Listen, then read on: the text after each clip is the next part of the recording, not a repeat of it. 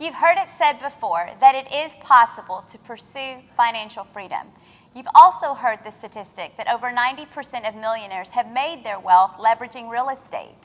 But what if I told you that you too could do that with little or no real estate experience and without adding time to your 9 to 5? Today we have our two experts, Dr. Hua Wen and Dr. Jaime Gonzalez, who are going to teach you how to do just that. Hi guys. Hi, Hi, how are you? Maria. I'm doing well. Thank you so much for being here today and for sharing with our viewers how it is that we can create financial freedom for ourselves. Please tell us a little bit about yourself, your journey, and your background. So my name is Hua Wen, and I call Jaime Gonzalez my AKA lover. But we're not just business partners, our company Blacksteel Investment Group, but we go back 17 years. And so we met in optometry school. So our background, we're both actually eye doctors, met in optometry school and been together for 17 years now. And so, our journey into real estate really started because of the birth of our little baby girl. And she just turned 8 years old. So after having her, I think most of you can relate working and grinding and hustling, right? And that journey of really wanting to buy back our time was what led us into the world of real estate. And so, Lover, if you tell them a little bit more about our journey and what we're about. Whenever we were practicing, we were working 6 to 7 days a week. We were working 60 to 80-hour work weeks. And like Hua was mentioning, we were burnt out. We were just grinding and grinding, but that's not what we signed up for. Being a doctor, from what our family says is very prestigious, and I believe that, but that's not where we wanted to be. We did not have time freedom. We did not have time to spend with our, daughter, and so we wanted to change that. And so actually, Hua was telling me, you need to look for something so we cannot be working so much. And so, it took me several months of just kind of searching for the right avenue and the right asset class, for us to actually know that investing in these communities, apartment communities, was the right thing to do. And we'll talk about it in a little bit, but we have been doing this for a number of years already. So we're very, very experienced on what we do now, and we're loving it. So we have our time freedom, and we can travel with whoever we want. Spend a lot more time with our family and our parents, which they're still alive. My family is, and so we get to travel a lot. We just spend 2 weeks in Vietnam and just at a mastermind. And by doing, these type of, asset classes. And one of the things too is the beauty of this is not only did it buy time freedom and financial freedom for us, but the reason we started our company is to be able to help others do this passively. And so Maria is the perfect example. She is a huge part of the success of Blacksteel Investment Group. We're so blessed to have you part of our team. And so, if you would help share a little bit about your journey and how you got into the real estate, because you're now a real estate investor yourself. Absolutely. And so I am living proof that it is absolutely possible, and this is why we're so passionate and we want to share this with you.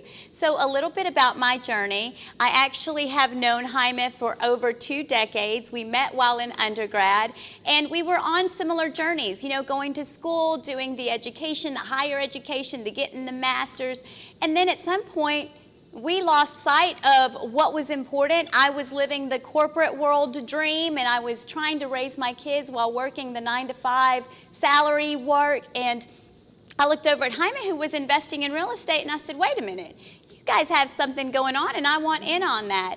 Hua and Jaime touched a little bit about time freedom and buying back your time, and I think it was one thing in particular that I said to Jaime that really changed the course for me. I said, I am tired of trading my time for money. And you know that saying that when the student is ready, the teacher appears? Well, the teachers are here, and we're going to teach you guys exactly how to do that. So thank you guys so much. I'm so blessed to be part of Blacksteel Investment Group. And earlier, you guys talked about investing in multifamily. What was it specifically about multifamily that made you want to invest in multifamily? You know, Maria, when we started and when Jaime was like, we just got to figure out real estate, you know, and so similar to a lot of people's journey of wanting to venture into real estate, we didn't have experience at the beginning of our real estate journey. And so we invested heavily in a lot of different programs and trying to figure out what avenue of real estate was really for us. So at this time, imagine, we're still working full-time positions, and we started investing in buying land. We bought into a new development resort, and we bought a single family. We actually custom built a single family home and Airbnb'd it. And so we ventured into different asset classes in real estate, not just learning, but doing. And so as we're learning the different asset classes, and then we went into multifamily, and when we learned about multifamily and the world of syndication, that was truly a game changer for us, because prior to that, all the different asset classes was purely all of our own money and learning and really not leveraging anybody else's experience or time or anything like that. It was us doing all the heavy lifting, learning, and putting all our own work in. And so when we learned about multifamily, I will tell you, now that we've invested and we're very diversified in our portfolio, the reason why multifamily has so many more advantages over all our other asset classes, you know, you'll hear about leverage a lot, and we'll talk about that, but being able to have teams and leveraging each other to acquire larger properties has been a game changer for us, right? And so you get the whole cash flow, the appreciation.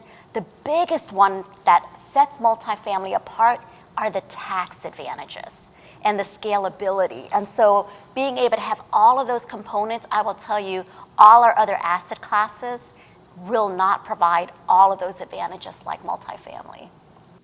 So we had also invested in, stocks, bonds, mutual funds, 401ks, IRAs, along with everything else that Hua mentioned.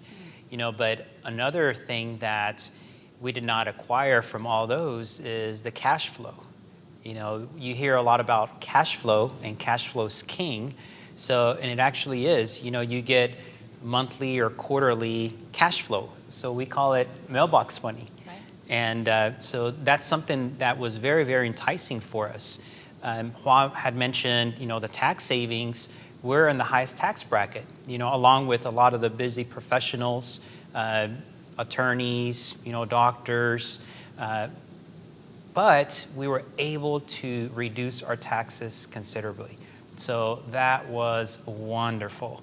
So that's why we liked, multifamily, and that's why it made sense, and now we really don't invest in a lot of the other assets, so primarily, about 80% of our portfolio now is in multifamily. So, yeah. Excellent, excellent. So thank you guys for sharing that. It sounds like all of the work that y'all have done, you're passing it on to, we'll go into the terminology, but the passive investors that get to take advantage of that. So thank you. Moving along, multifamily syndication. Can you guys describe that to us in just very simple terms? Yeah. In simple terms, a syndication essentially means that a group of investors we all pull our money together in order to buy a larger asset. In this case, a larger apartment. And so most of our projects, are usually about 200 units or larger. So if you have a 200 unit to a 360 unit apartment, you're talking about 26 to about $70 million. It is very challenging to have one individual purchase that by themselves. And so if a group of us are able to put in, say, 50 to 75 or 50 to $100,000, and we combine a group of us together, then we're able to pull that capital together, now called a syndication, in order to purchase that large asset. And that's the beauty of a syndication. And so really that's what it means. And what we also like about it is with the syndication, you're almost like an institutional player. You take all the advantages by purchasing these large properties, and so you have advantages just like them. But we're not as big as them. But all of us together are just as big or even sometimes bigger than some of these institutions. And we're able to take full advantage of all these benefits. And also with the syndication, there's different players, there's a different terminology. You'll hear GP or sponsorship team, and then LP, which means limited partner. And so the different players of a syndication, and so the beauty of being a limited partner is as a passive investor, especially when Maria was talking at the beginning, where you don't have to have added time or experience, and yet you still get to participate. You get all the same benefits passed through, even as a passive investor, just like if you were the active sponsor or general partner yourself. And so a lot of the times when you are talking about real estate, so if you're talking about getting online, you're like, well, how does that differentiate from crowdfunding or a REIT, right? And so it is very different because in those asset classes, you're not gonna get a K1, you're not gonna get the passive loss passed down. When we do a cost segregation study and you get these bonus depreciation and we talk about these tax benefits, we pass that down to all the passive investors. You don't get that in a crowdfunding platform or a REIT or whatnot. And so it's very different to be able to participate in all the upside of that, right? Or in stocks, or in bonds, Right. or mutual funds, or all these assets, you don't get that wonderful benefit. Even in single family, you can get it, but it's not worth doing it because a lot of the times the cost segregation study is going to cost you X amount, and then your bonus depreciation is going to cost you, or you're going to save X amount, and they cancel each other out. But in a huge asset like an apartment, which is like $50 million, you can actually $50 million, and then the cost segregation study is this much, so you actually get a lot of tax savings, and that gets passed down to all our passive investors. And so we always encourage all our investors to talk to their CPA to really understand their situation and how to best structure and maximize, when we talk about this K1 loss and things, that's something that you really, as an investor, it's not so much about how much do you make, but it's also really how much do you keep. And so that conversation and strategic planning with the CPA is really critical in knowing how to grow your wealth.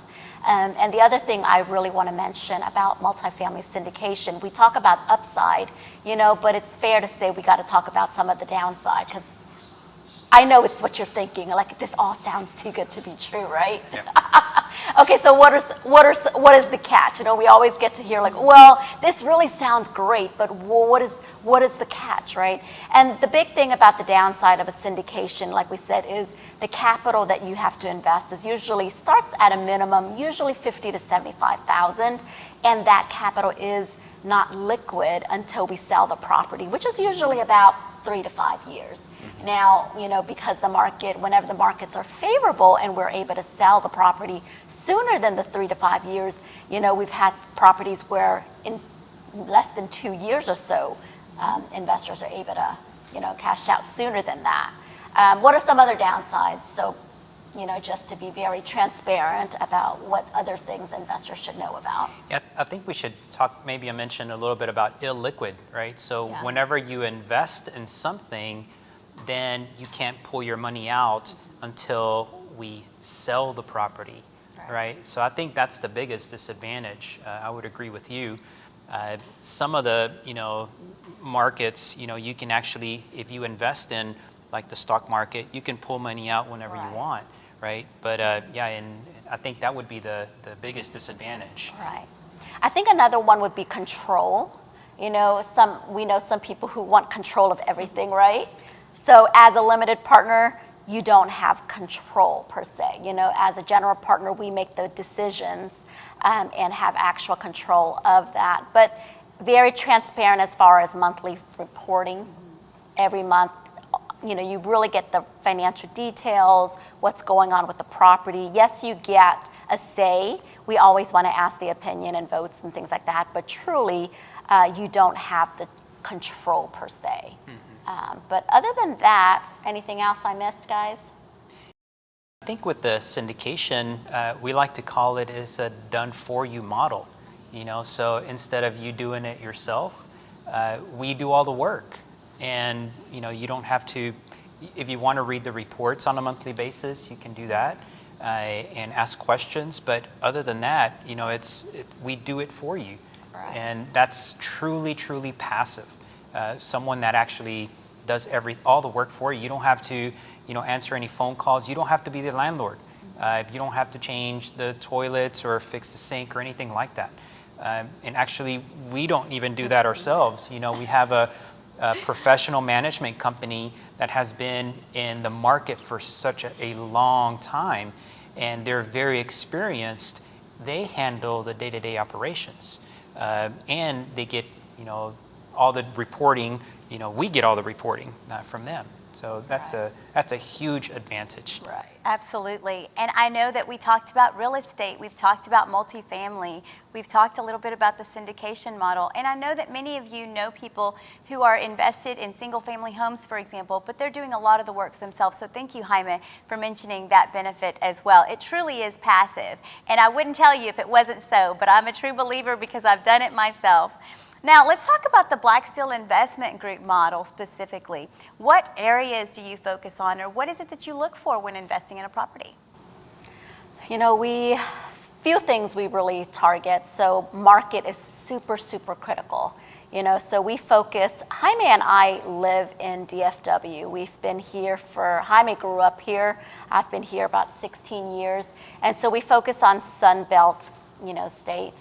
Heavy in Texas. We have a lot of our portfolio in Houston, in Dallas, San Antonio, Carolinas. We are branching into Florida, and we've just broken into our first property in Phoenix. And so, those are markets. But the reason we pick those markets are because we look for landlord-friendly states. We look for areas with high population and job growth. So that's really critical. And even within the sub-market, we really look for areas that have higher household income, good school district, low crime, growing areas. And so the market is super, super critical. Other things we look for, they're different asset classes. We call them A, B, C, and D. And so we focus on Class A and Class B. Usually 200 units and larger. So 200 to about 360 is kind of our sweet spot. And so those are kind of the property sizes and the areas that we look for. And I think if we can touch on landlord friendly, that's important. The states that are landlord friendly, like the ones we mentioned, those are very important to invest because you can make the decisions. You can make all the decisions. The government does not really make any decisions for you. So if you want to raise the rent, 10% or 20%, you can do that. And if they are tenant-friendly states, a lot of them have rent caps. So you cannot raise the rent more than 10%, And so we want to make sure and focus on those landlord-friendly states, and we know all the landlord-friendly states. And the majority of them are in the Sun Belt, and that's what we focus on.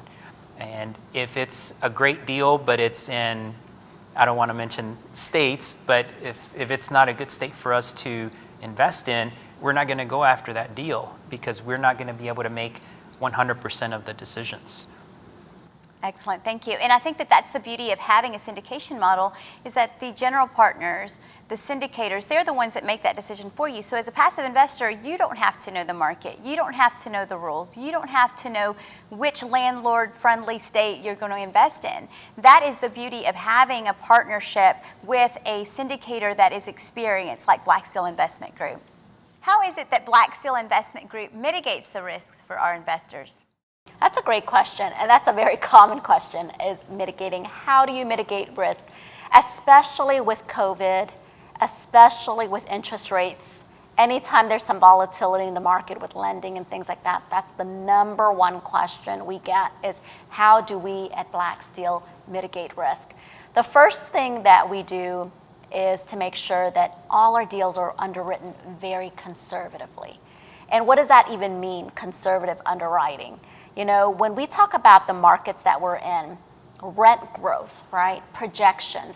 So historically and currently what's DFW and the markets that we're investing in, organically the rent has been growing 14 to 20%. Now we would never underwrite for such growth.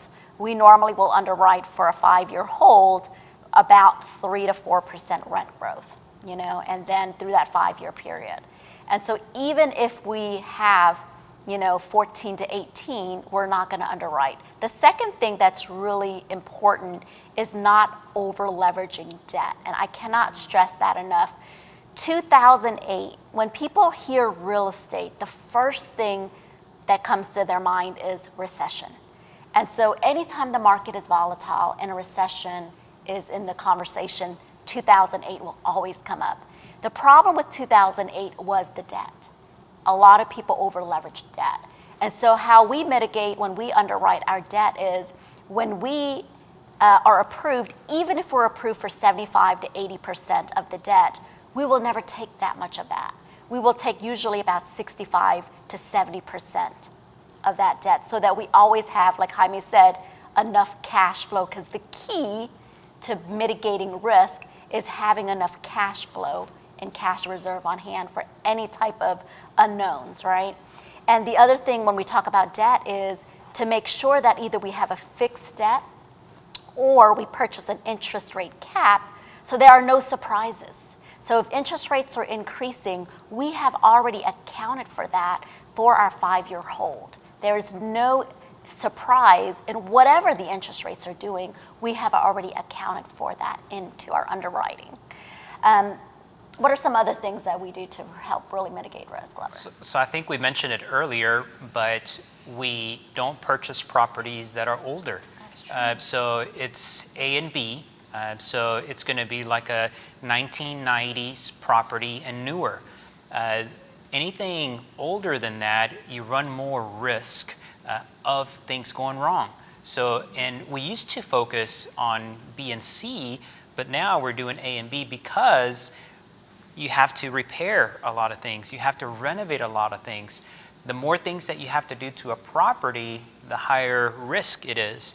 Still, investing in apartments is very, very conservative, but if you want to add another layer of being conservative, invest in nicer properties and newer properties. And we mentioned it earlier as well, we don't invest in areas that are not very nice. So, you know, some areas here, I'm from Dallas, like we mentioned, and there are some areas in Dallas that we do not want to go. We don't want to drive through there. So we definitely do not invest in those areas. There's just a lot more risk whenever doing that. You know, so just, and also the type of tenant that you have in an A and B class, they're more likely to actually pay their rent versus, you know, a C or a D class. If something goes wrong, you know, a lot of those tenants, you know, they live paycheck to paycheck. You know, if something, you know, happens to them and they have to go to the hospital or pay a hospital bill, they might not be able to pay their rent. And that's why our properties did so well, you know, during COVID, because we do focus on A and B class and people were not skipping out on their rents. So that's another level of being conservative. Just focusing on nicer products, something that doesn't need a lot of work, and you're going to have a very, very good investment, and then underwriting very, very conservative as well.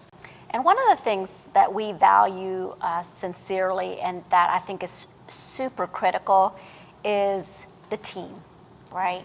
The team, not just on Blacksteel, but our management company, the on-site team is critical, right? Because I can't tell you enough, because we can underwrite however we want, we can do our projections however we want, but if we don't have a good on-site team who truly partners with us, and so we are very, very particular with the work culture in our own company and anybody that we do business with. And so all of our properties, we're very keen into picking management companies that mirror our culture and our values, and that take care of the residents, that have a good on-site team, that take care of residents, the maintenance and the on-site leasing, and being able to screen out proper tenants. Because you can have a great occupancy and the numbers might look good on paper, but if you don't truly have a good team that takes care of the resident and not have a high turnover, then your business model and execution is not going to do well. And so that's another big part of mitigating risk, is making sure that the work culture and the team and the people you have in place do well. Right. Absolutely. And that's an excellent example of how at Blacksteel Investment Group, we really do invest to impact. You guys talked about it earlier, about how it wasn't enough for you guys to be successful. You also wanted to help other people be successful, and investing in the company to invest in a property that helps that community expand, that's also a form of impacting the community. To follow that up, it's our values for the company. It's number one by far is integrity. We want to invest in these properties with transparency. We want people to trust us, right? So we can deliver. So everything that we do is very, very transparent. We want to establish a legacy, for our investors, so they can leave a legacy for their loved ones. And we want to have a sense of community. We want to have a better community. We want to make our community better around us. So that's really our true values, and that's what we believe in. And anything that we do in our company has to go through our true values. Absolutely. And I bet you're wondering how you can get involved too. And I'm going to tell you exactly how to do that. So being the executive, director of investor relations, how can someone get started, investing with us? Absolutely. You can visit us at our website. You can schedule a call directly with me where we want to learn about your goals and how Blacksteel Investment Group can help you fulfill those goals. And then you'll be put in our database where you will be notified of future investment opportunities. With that email, what you'll see is all of the details around that potential investment property. There's an area there where you can click the link and provide your soft commit. Say, you know what, I'm interested. Raise your hand and say that that's what you want to do. The next step is for you to sign the documents and wire the money. It really is that simple. And I think the biggest question that you're asking yourself is, why now? Why should I invest now? Or should I hold my money? What is it about the time now that would indicate that it's a good time? Investing now, whenever you're dealing with inflation, you're dealing with recession, and money sitting in the bank, money's not growing for you. You're losing value if money is sitting there in the bank. Or, if you're looking for avenues to just diversify and have your money work for you, now is the best time, because you have a vehicle where you can diversify and have it passively work for you at a rate that's much better. And every project, our projections are going to be a little bit different, but on average, just historically, you're looking at about 18 to 20% average annualized return. And I don't think you're going to have a vehicle sitting inside, in the savings account. Are we getting 0. What? I don't know. Very little, right? And then, in the stock market, there's a lot more volatility. And so, we love multifamily in the sense that it's the resiliency and just the stability of it. And so I think in times like this, where there is what should I do with my money? I know a lot of people in this category, lots of professionals, or they just have money and they don't know where to park it safely, And this is just one avenue to diversify, to have the money grow for you. A lot of very well-known experts call this the golden age of apartment investing. And there has never been a time that you can actually increase rent by from 15 to 50%. And our investors are reaping all the rewards. So this is the time to invest right now. Also, because mitigating the risk, there's never been a time that we have mitigated the risk so much like we're doing right now. We're being extremely conservative on anything that we do for anything that would happen. If another catastrophe would happen, we're ready for it. So I think by far, this is the time to invest. Absolutely. And if you're looking for a sign, this is it. The next time that you're driving down the street and you see another apartment complex go up, let it serve as a reminder that you could potentially be part owner in an apartment just like that. If you're interested, click on the link below to learn more.